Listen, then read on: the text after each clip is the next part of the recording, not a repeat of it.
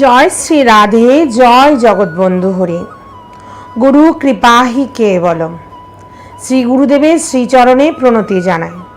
সকল সাধু গুরু বৈষ্ণব যারা আমায় শ্রবণ করছেন, সকলের চরণে ভুলণ্ঠিত প্রণাম। আজ আমরা আস্বাদন করব ভগবান শ্রীকৃষ্ণ কি করে বিঠ্ঠল রূপে প্রকট হলেন। বিঠ্ঠলনাথ রূপে ভগবান শ্রীকৃষ্ণ পাণ্ডরপুর মহারাষ্ট্রের এক নগরে কি করে প্রকট হলেন। ভক্তবাঞ্ছা কল্পতরু ভগবান শ্রীকৃষ্ণ কি করে বিঠ্ঠল রূপে প্রকট হলেন, সেই মধুময় কথা আজ আস্বাদন করব। মহারাষ্ট্রের এক নগরের নাম পাণ্ডরপুর। পশ্চিম ভারতের দক্ষিণে অবস্থিত এই পাণ্ডরপুর নগর। চন্দ্রভাগা নদীর তটে অবস্থিত এই পাণ্ডরপুর। চন্দ্রভাগা নদীকে আবার ভীমা নদীও বলা হয়।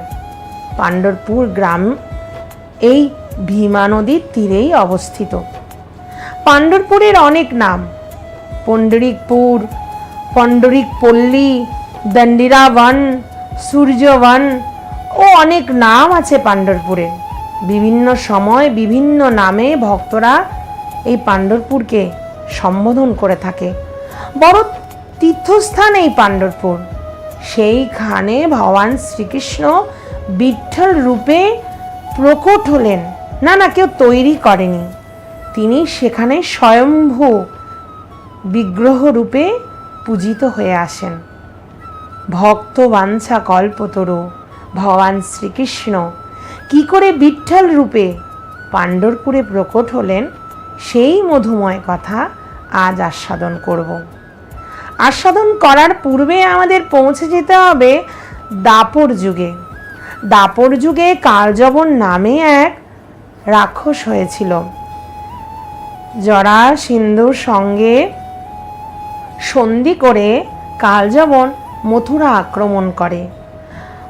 তখন মথুরা অধিপতি ছিল উগ্রসেন। ভগবান শ্রীকৃষ্ণ যাদবদেরকে এই কালযবনের হাত থেকে বাঁচাতে একটা যুদ্ধ কৌশল নীতি পালন করলেন। সেই যুদ্ধ কৌশলটা কি? কালযবনের বরদান ছিল কোনো অস্ত্রে কালযবনের মৃত্যু হবে না। সেই বরের অজেয় ছিল কালযবন। তাই কালযবনের হাতে যাদবদের মৃত্যু নিশ্চিত ছিল। তাই যদুপতি ভগবান শ্রীকৃষ্ণ যুদ্ধ করতে আসলো কালযবনের সঙ্গে। যুদ্ধ করতে এসে যুদ্ধক্ষেত্র থেকে পীতাম্বরধারী অতি মনোহর রূপধারী মথুরাপতি যদুপতি ভগবান শ্রীকৃষ্ণ যুদ্ধক্ষেত্র থেকে পালাতে শুরু করলেন। কালযবন অবাক হয়ে গেল। যুদ্ধ করতে এসে পরাক্রমশালী ভগবান শ্রীকৃষ্ণ পালিয়ে যাচ্ছে। আমাদের কাছে ভগবান, কালযবনের কাছে তো আর ভগবান না। সে দেখছে শ্রীকৃষ্ণ পালিয়ে যাচ্ছে। শ্রীকৃষ্ণের পিছনে পিছনে কালযবনও পালাতে শুরু করলো। পালিয়ে যাবে কোথায়? কালযবনও পিছনে পিছনে যাচ্ছে। ভগবানের নাম হয়ে গেল রণছোড়। রণ থেকে পালিয়ে গেছে বলে ভগবানের নাম হয়েছে রণছোড়। কালযবন পিছনে পিছনে ছুটছে। দাঁড়াও দাঁড়াও দাঁড়াও বলে কালযবন ছুটে যাচ্ছে ভগবানের পিছনে পিছনে। ভগবান শ্রীকৃষ্ণ কালযবনকে সঙ্গে নিয়েই যাচ্ছেন এক প্রকারের। ছুটে একটা গুহায় প্রবেশ করলেন ভগবান শ্রীকৃষ্ণ। সেই গুহায় কে ছিল? সেই গুহায় ঘুমিয়ে আছেন রাজা মুচুকুন্দ। সেই গুহায় শয়ন করে আছেন রাজা মুচুকুন্দ। এই রাজা মুচুকুন্দ কে? এই রাজা মুচুকুন্দ হলো দেবাসুর সংগ্রামে সত্য যুগে দেবতাদের হয়ে যুদ্ধ করেছিলেন রাজা মুচুকুন্দ। অধিক সময় যুদ্ধ করলেন দেবতাদের হয়ে অসুরদের বিরুদ্ধে। অসুররা পরাজিত হলো। এইবার রাজ্যে ফিরে যাওয়ার পালা রাজা মুচুকুন্দের। কিন্তু আমাদের পৃথিবীর সময়ের সঙ্গে দেবতাদের সময়ের অনেক তফাৎ। এখন যদি রাজ্যে ফিরে যেতে চায় রাজা মুচুকুন্দ, না তার রাজ্য আছে, না তার প্রজা আছে, না তার পত্নী পুত্ররা আছে। রাজা মুচুকুন্দ ভাবছে, রাজ্য তো আমার নেই, এখন আমি এখন কোথায় যাব? তাছাড়া যুদ্ধ করে করে রাজা মুচুকুন্দ বড় ক্লান্ত হয়ে পড়েছেন। তখন দেবতার অধিপতি ইন্দ্র, দেবরাজ ইন্দ্র রাজা মুচুকুন্দের উপরে অত্যন্ত প্রসন্ন। রাজা মুচুকুন্দকে বলছেন, রাজা, আপনি আমার কাছে কিছু বর চান, আমি আপনার উপরে খুব প্রসন্ন। তখন রাজা মুচুকুন্দ বলছেন, আমি যুদ্ধ করতে করতে খুব ক্লান্ত হয়ে পড়েছি দেবরাজ, আমি একটু বিশ্রাম চাই। তো এই বিশ্রামের জন্য আমার নিদ্রার খুব প্রয়োজন, আমি একটু ঘুমাতে চাই। আমাকে আপনি বর দিন, আমি যেন নিদ্রায় অধিক সময় কাটাতে পারি। দেবরাজ ইন্দ্র বললেন, তথাস্তু, আমি আপনাকে বর দিলাম, আপনি নিদ্রায় যাবেন। কিন্তু রাজা মুচুকুন্দ বলছেন, কিন্তু আরেকটা বর চাই, আমি তো ঘুমাবো, আমায় যেন কেউ ঘুম থেকে না তোলে। আমার নিদ্রা যে কেউ ভাঙবে, আমার নিদ্রা ভাঙার পর তার উপর যখন আমার দৃষ্টি পড়বে, সে সঙ্গে সঙ্গে ভস্ম হয়ে যাবে।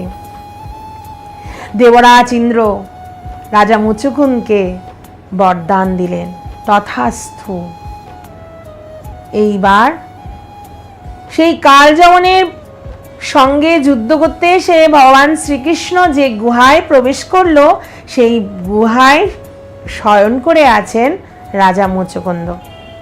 ভগবান শ্রীকৃষ্ণ নিজের পীতবর্ণের উত্তরীয়টা রাজা মুচুকুন্দের অঙ্গে জড়িয়ে দিলেন, জড়িয়ে দিয়ে তিনি লুকিয়ে পড়লেন।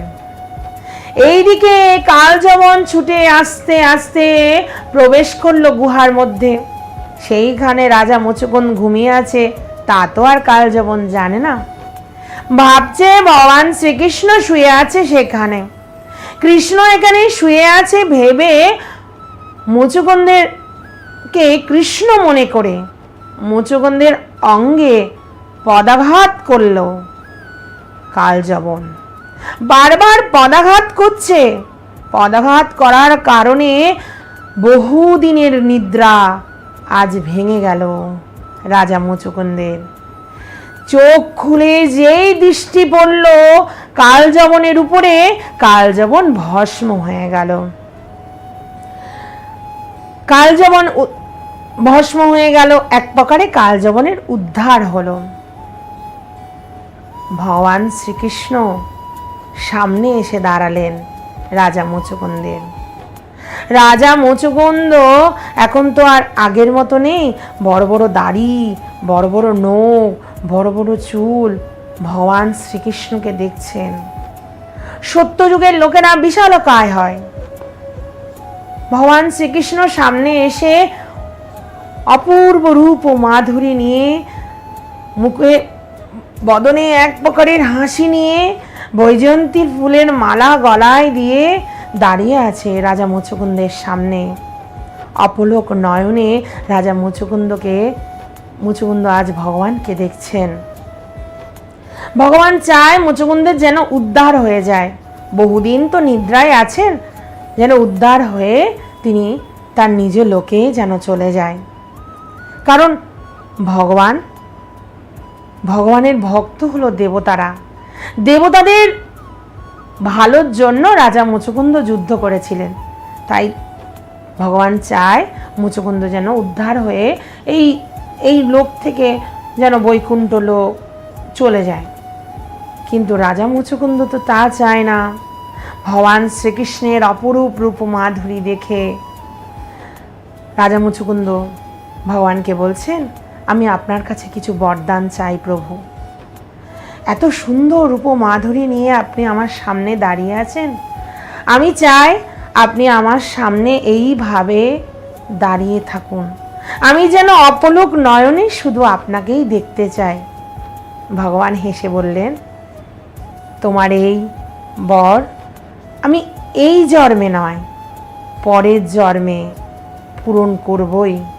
তুমি আমার ভক্ত হয়ে জন্ম নেবে, আমি তোমার জন্য অপেক্ষমান হয়ে দাঁড়িয়ে থাকব। এই রাজা মুচুকুন্দ পরের জন্মে পুণ্ডরিক হয়ে জন্ম নিলেন, ভক্তরাজ পুণ্ডরিক। সেই পুণ্ডরিকের জন্য ভগবান শ্রীকৃষ্ণ বিঠ্ঠল রূপে পাণ্ডুরপুরে প্রকট হলেন। আমি পূর্বেই বলেছি পাণ্ডুরপুরের অনেক নাম, পুণ্ডরিকনাথপুর, পুণ্ডরিক পল্লী, দণ্ডিরাবন, বহু নাম আছে। কোনো এক সময় দণ্ডিরা নামে এক অসুর এই বনে থাকতো, সেই জন্য এই বনের নাম দণ্ডিরাবন। এই অসুরকে ভগবান শ্রীহরি নিজের গদা দিয়ে বধ করেছিলেন। এই অসুর মরে যাওয়ার সময় হরি বলে নাম উচ্চারণ করেছিলেন। তাই এই স্থানে ভগবান বিশেষভাবে ভগবানের লীলাক্ষেত্র রূপে পরিচিত, সেই পাণ্ডুরপুর ভূমি। এই দণ্ডিরা বন আরো বিখ্যাত। এই দণ্ডিরা বনে দ্বারিকা ধীশ ভগবান শ্রীকৃষ্ণের পটরানী রুক্মিণী তপস্যা করেছিলেন। দেবী রুক্মিণী ভগবান শ্রীকৃষ্ণের উপরে অভিমান করে এই দণ্ডিরা বনে এসেছিলেন। তিনি এই দণ্ডিরা বনে কঠোর তপস্যা করেছিলেন, সেই জন্য এই দণ্ডিরা বন বিশেষভাবে প্রসিদ্ধ। এই দণ্ডিরা বনেই ব্রাহ্মণ কুলে জন্ম নিয়েছিলেন ভক্তরাজ পুণ্ডরিক। প্রথম জীবনে পুণ্ডরিক ভক্ত ছিল না, বড় খারাপ প্রকৃতির লোক ছিল। বাবা মাকে অসম্মান করা, পাতকী পাপী ছিল পুণ্ডরিক। নিত্য প্রতিদিন কুব্যবহার করত পিতামাতার প্রতি। তাই পিতামাতা ভাবছে পুণ্ডরিকের যদি বিয়ে দিয়ে দেওয়া হয় তাহলে নিশ্চয় আমার ছেলে পুণ্ডরিক একটু ভালো হবে। তাই পিতামাতা পুণ্ডরিকের বিবাহ দিল। বিয়ে দেওয়ার পরেও পুণ্ডরিক ঠিক হলো না, সে খারাপই থাকলো। পিতামাতা ছেলের এই কুব্যবহারের অসন্তোষ প্রকাশ করে গৃহ পরিত্যাগ করে কাশীতে যাবে বলে ঠিক করলেন। পায়ে হেঁটে পিতামাতা কাশীর উদ্দেশ্যে রওনা দিলেন। তখন হেঁটে যাওয়া পথ অনেকটা পথ ছিল। সেই মহারাষ্ট্র থেকে কাশীর পথে রওনা দিলেন পিতামাতা। এইদিকে পুণ্ডরিক তার বন্ধুদের সঙ্গে ঘোড়ার গাড়ি করে সেও কাশীর উদ্দেশ্যে রওনা দিল। পথে পুণ্ডরিক কুটকুট ঋষির আশ্রমে বিশ্রামের জন্য দাঁড়ালেন।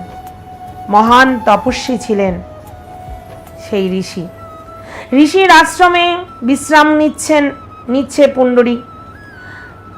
রাত হয়ে যাওয়ার পর পুণ্ডরিক দেখছেন যে সেই ঋষির আশ্রমে 3 জন মহিলা প্রবেশ করছে। মহিলা 3 জনের বস্ত্র বড় মলিন, রূপও অনেকটা কুৎসিত প্রকৃতির রূপ। 3 মহিলা গোপনে সেই কুটকুট ঋষির আশ্রমে প্রবেশ করছে। পুণ্ডরিক বসে বসে দেখছে যে কি করে মহিলা 3 জন এই আশ্রমে এসে। পুণ্ডরিক দেখছে যে মহিলা 3 জন পুরো আশ্রমটা পরিষ্কার করলো, গোবরের ছটা দিল আশ্রমের মধ্যে, পুষ্প দিয়ে পুরো আশ্রম সজ্জিত করলো, ভক্তদের সেবার জন্য বিভিন্ন রকমের ব্যবস্থা করলো সেই 3 মহিলা। সাধু সন্তদের সেবার জন্য পরিপাটি করে ব্যবস্থা করে পুণ্ডরিক হঠাৎ করে দেখলো আশ্রম পরিষ্কার করতে করতে সেই কুৎসিত মলিন পোশাকধারী 3 জন মহিলা অপূর্ব দিব্য কান্তিতে পরিণত হলো। কি সুন্দর রূপে পরিণত হলো 3 মহিলা। এই 3 নারী এরা কারা? এই 3 নারী অপূর্ব সুন্দর রূপে পরিণত হলো এই মন্দির পরিষ্কার করতে করতে, আশ্রম পরিষ্কার করতে করতে।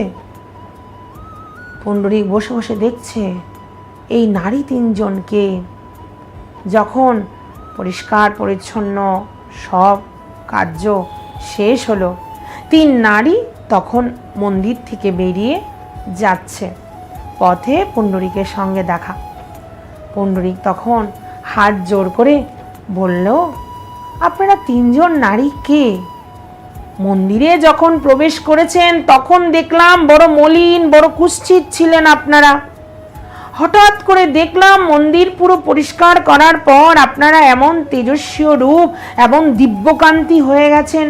কি করে? আমার খুব জানার ইচ্ছা। তখন তিন মহিলা পুণ্ডরীকের উপরে খুব রাগ প্রকাশ করে বলল, যাও, দূরে চলে যাও, পাতকী, পাপী, পিতামাতার প্রতি অন্যায়কারী তুমি, পিতামাতার উপরে অসম্মান করো, দূরে চলে যাও, আমার কাছে আসবে না, আমাদের কাছ থেকে দূরে সরে যাও। এমন ভাবে কথাগুলো বলল, এই তিন নারী পুণ্ডরীকের হৃদয়ে গিয়ে লাগলো। আমি পাপী, আমি পাতকী, আমি এমন পাতকী, আমি এমন পাপী, এই তিন মহিলা আমার ছায়ায় স্পর্শ করলে অপবিত্র হয়ে যাবে? তিন নারী তখন বলছে, হ্যাঁ তুমি পাপী, তুমি পাতকী, তোমার ছায়া স্পর্শ করলে আমরা পাপী হয়ে যাব, আমরা আবার পুনরায় কালো কুৎসিত হয়ে যাব। পুণ্ডরীক বলল, আমি এই পাপ থেকে কি করে উদ্ধার হব? হে দেবী, একবার বলুন, এই পাপ থেকে আমি কি করে উদ্ধার হব? তখন এই তিন দেবী নিজেদের পরিচয় দিয়ে বললেন, আমরা তিনজনকে জানো? আমরা তিনজন হলো গঙ্গা, যমুনা, সরস্বতী। তোমার এই পাপ থেকে তুমি তখনই মুক্তি পাবে যখন তুমি পিতামাতার সেবা করবে। যখন তুমি পিতামাতার সেবা করবে, হরিনাম করবে, ভগবত সেবা করবে, ভগবানের ভক্তদের সেবা করবে, ভগবত সেবায় নিজের জীবন উৎসর্গ করবে, তখন তুমি সকল পাপ থেকে মুক্ত হবে। আমরা তিনজন প্রতিদিন সকল লোকের পাপ গ্রহণ করি। পাপ গ্রহণ করতে করতে আমরা মলিন হয়ে যাই। তারপর বেলার শেষে রাত যখন হয়, তখন এই সাধুজির মন্দিরে এসে আমরা সাধুজির মন্দির পরিষ্কার করি।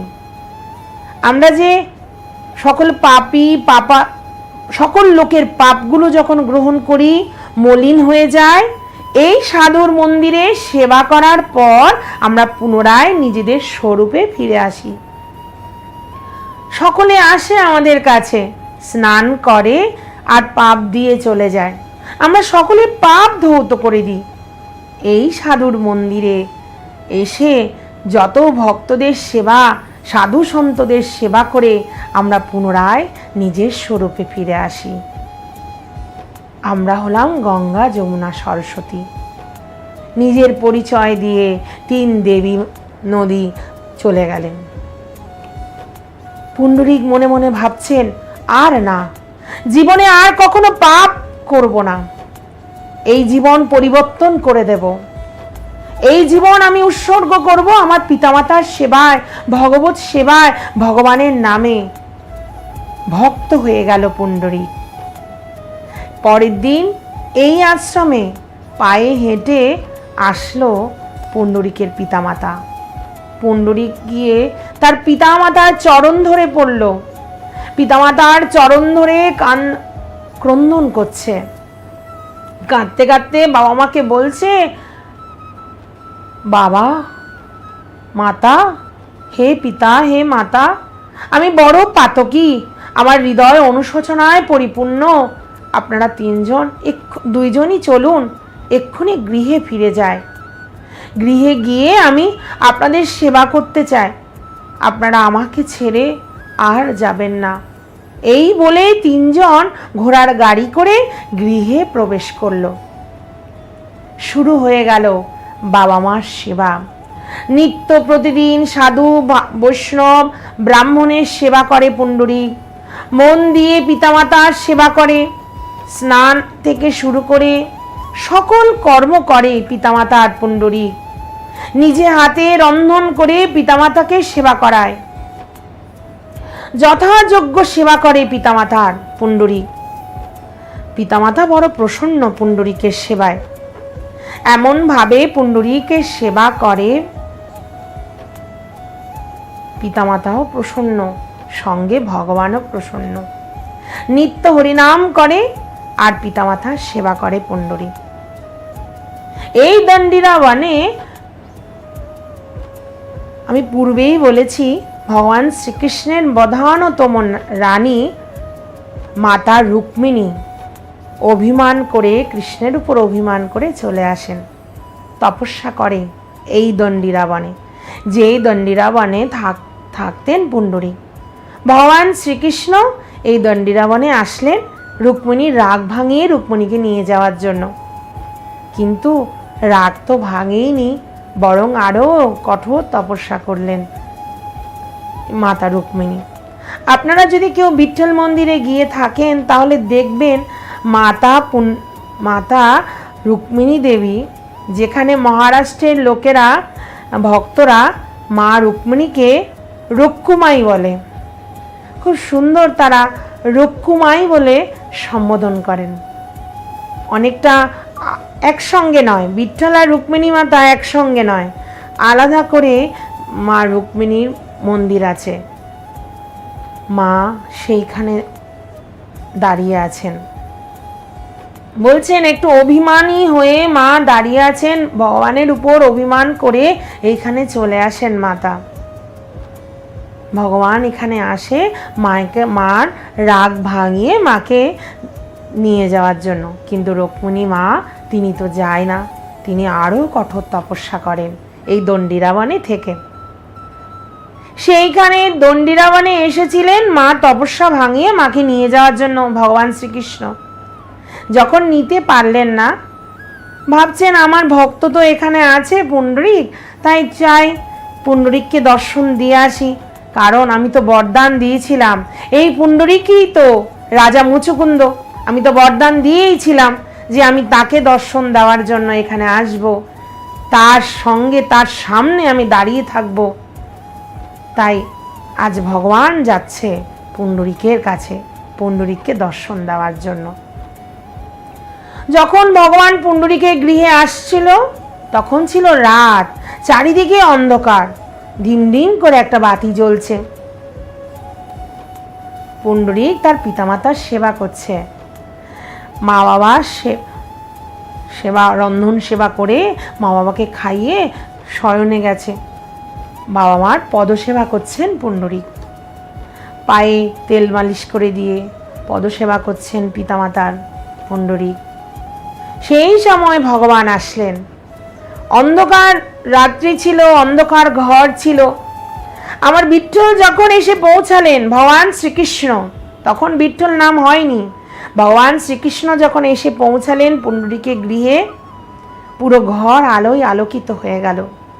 এত আলোর ছটা, এত আলোকিত দেখে পুণ্ডরীক একটু পিছনে ফিরে তাকালেন, দেখার জন্য কে এসেছে, যার কারণে এই ঘর আলোকিত হয়েছে।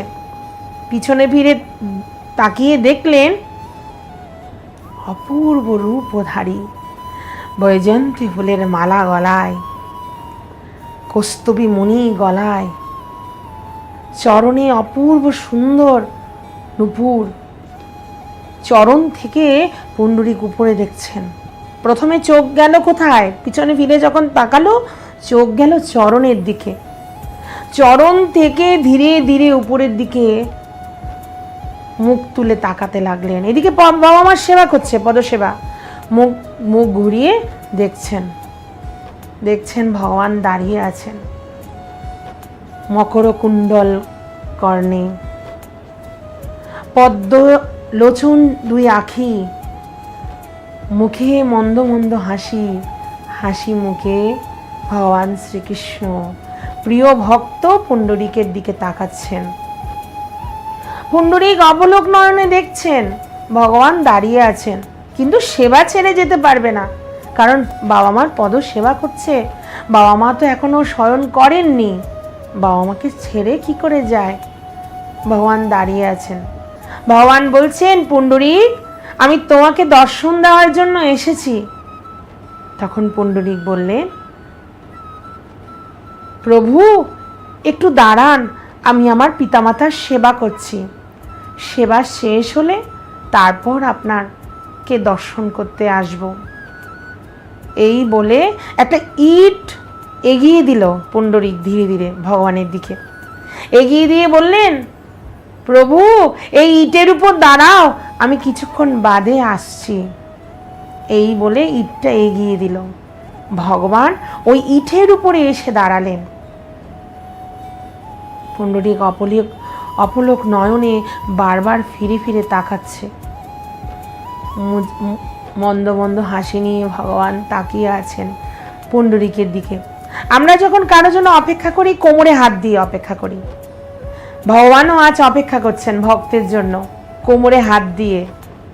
কি অপূর্ব রূপে দাঁড়িয়ে আছেন ভগবান, কোমরে হাত দিয়ে সেই ইটের উপরে ভগবান দাঁড়িয়ে আছেন। কিছুক্ষণ বাদে পুণ্ডরীকের পিতামাতার স্মরণ করে ঘুমিয়ে গেছেন। তাই আস্তে আস্তে পুণ্ডরীক এসে ভগবান বিঠ্ঠলের কাছে আসলেন, ভগবান শ্রীকৃষ্ণের কাছে আসলেন। বিঠ্ঠল এখনো হয়নি নাম। বিঠ্ঠল নামটা কোত্থেকে আসলো এটাও তো জানার বিষয়। বিঠ্ঠল নামটা কোত্থেকে আসছে? বিঠ্ঠল শব্দের অর্থ এসেছে অপভ্রংশ শব্দ ইঠল থেকে। ইটের উপরে দাঁড়িয়ে আছেন বিঠ্ঠল। বিঠ্ঠল মানে হলো ইট। ইটের উপরে দাঁড়িয়ে আছে ভগবান শ্রীকৃষ্ণ। তাই ইটের উপর দাঁড়িয়ে থাকার কারণে ভগবানের নাম হলো বিঠ্ঠলনাথ। দাঁড়িয়ে আছেন ভগবান কোমরে হাত দিয়ে। পুণ্ডরীক এসে ভগবানের চরণে লুটিয়ে পড়লেন।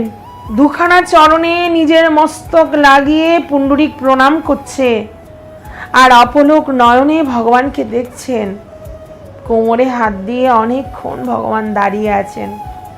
কি সুন্দর মকর কুণ্ডল, কি সুন্দর মুখের হাসি, কি সুন্দর গলার বৈজয়ন্তী ফুলের মালা, কৌস্তুভে মণি, হাতের কবচ। ভগবানকে দেখে পুণ্ডরীক অপলোক নয়নে ভগবানকে দেখছেন।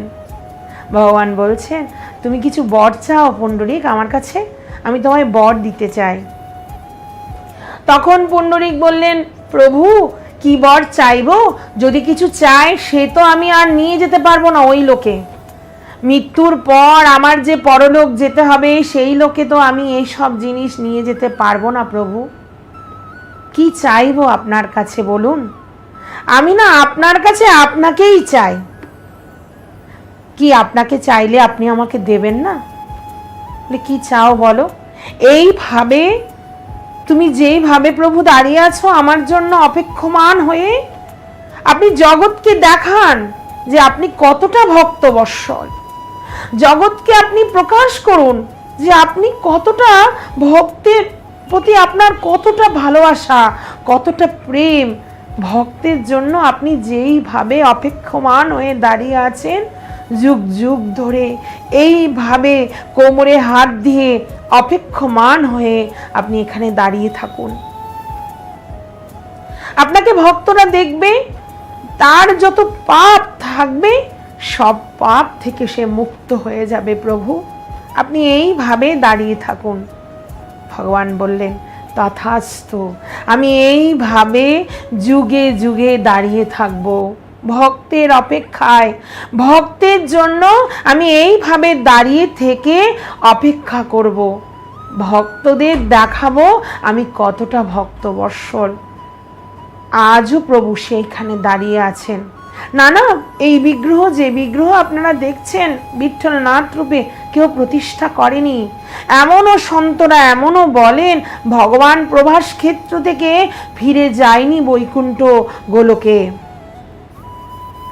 এক রূপে ফিরে গেছেন নিজ লোকে, নিজ ধামে।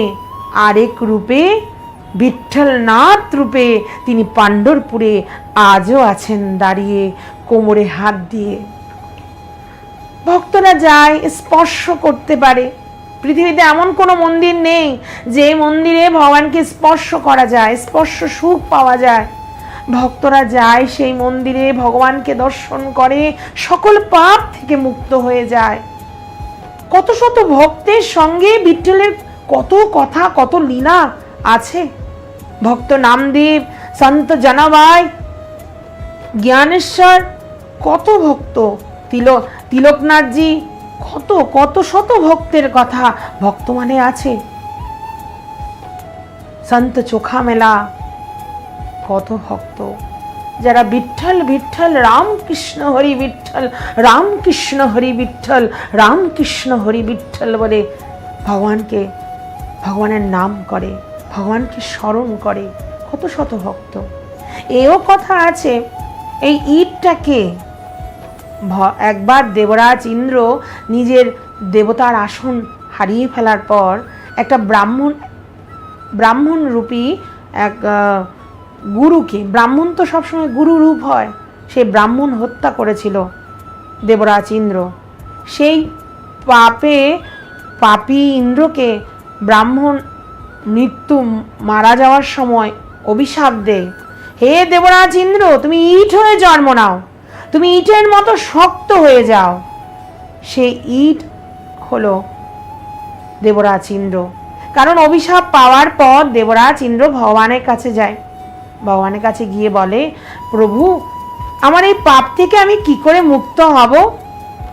তখন দেবরাজ ইন্দ্রের এই পাপ থেকে মুক্ত হওয়ার জন্য ভগবান শ্রীকৃষ্ণ বলেন, তুমি ইট হয়ে যাও, আমি তোমার উপরে দাঁড়াই, তাহলে তুমি পাপ থেকে মুক্ত হবে। এই ইট আর কেউই নয়, দেবরাজ ইন্দ্রেরই স্বরূপ। এও অনেক জায়গায় কথিত আছে। ভগবান বিঠ্ঠলনাথ আর কেউ নয়, তিনি সাক্ষাৎ ভগবান শ্রীকৃষ্ণ। কেউ বলে, কোনো সন্তরা বলে ভগবান শ্রীকৃষ্ণ প্রভাস থেকে এক রূপে চলে গেছেন, আর এক রূপে বিঠ্ঠলনাথ রূপে প্রকট হলেন। শ্রীপাদ শঙ্করাচার্য তিনি এসেছিলেন বিঠ্ঠলনাথ দর্শন করতে। তিনি এসে পাণ্ডুরাঙ্গা বলে পূর্ণ শ্লোকে বিঠ্ঠলের স্তুতি করেছিলেন। তারপর এসেছিলেন শ্রী বিল্বমঙ্গল ঠাকুর, তিনি বিভিন্ন তীর্থস্থান ভ্রমণ করে পাণ্ডরপুর আসেন। পাণ্ডরপুরে সকলে ওই ভীমা নদীর তীরে পারে হাঁটবেন না বলে সকল তীর্থযাত্রীরা বারবার বলছিল। বিল্বমঙ্গল ঠাকুর চন্দ্রভাগা নদীর তীরে সাক্ষাৎ বিঠ্ঠলনাথের দর্শন পেয়েছিলেন। এরপর চৈতন্য মহাপ্রভুর জ্যেষ্ঠ ভ্রাতা বিশ্বরূপ এখানে সিদ্ধি অর্জন করেন। সেই বিশ্বরূপকে খুঁজতে মহাপ্রভু এখানে এসেছিলেন। বিঠ্ঠলনাথের সামনে আমাদের পতিত পাবন অবতার, কলি পাবন অবতার শ্রী গৌর হরি বিঠ্ঠলনাথের সামনে নিত্য গীত করেন। বিঠ্ঠলনাথকে স্তুতি, বন্ধন, আনন্দ কীর্তনের মাধ্যমে বিঠ্ঠলনাথেরকে দর্শন করেন মহাপ্রভু। চৈতন্য চরিতামৃতে তার কথা লেখা আছে, তথা হইতে পাণ্ডরপুর আইলা গৌর চন্দ্র, বিঠ্ঠল ঠাকুর দেখি পাইলা আনন্দ। চৈতন্য চরিতামৃতে আছে। এছাড়া বিঠ্ঠলনাথ ভগবানের প্রচুর ভক্ত, কত শত ভক্ত, সে অনেক কথা, ভক্তদের নিয়ে প্রচুর কথা আছে। ভক্তের সঙ্গে বিঠ্ঠলনাথজির একদম সাক্ষাৎ দর্শন, লীলা, প্রচুর কথা আমরা ভক্তমাল ও অন্যান্য গ্রন্থে অনেক পাই। সেই মধুময় কথা, কত শত কথা আছে। আজ আমরা জানলাম শ্রীকৃষ্ণ বিঠ্ঠল রূপে কি করে প্রকট হলেন। আপনাদের যদি আমার এই কথা ভালো লেগে থাকে তাহলে আমার এই প্রিয়াজি চ্যানেল সাবস্ক্রাইব করুন। সাবস্ক্রাইব করলে আমরা পরবর্তী দিন বিঠ্ঠলের সঙ্গে বিঠ্ঠলের প্রচুর ভক্তদের কথা আস্বাদন করার চেষ্টা করব। আজ এখানেই হরিকথা বিশ্রাম করছি। আপনাদের সকলের চরণে ভুলণ্ঠিত প্রণাম। এখানেই হরিকথা বিশ্রাম রাখছি। জয় শ্রী হরি বিঠ্ঠল, জয় শ্রী হরি বিঠ্ঠল, জয় শ্রী হরি বিঠ্ঠল, জয় শ্রী রাধে, জয় জগৎবন্ধু হরি, জয় শ্রী গুরুদেব।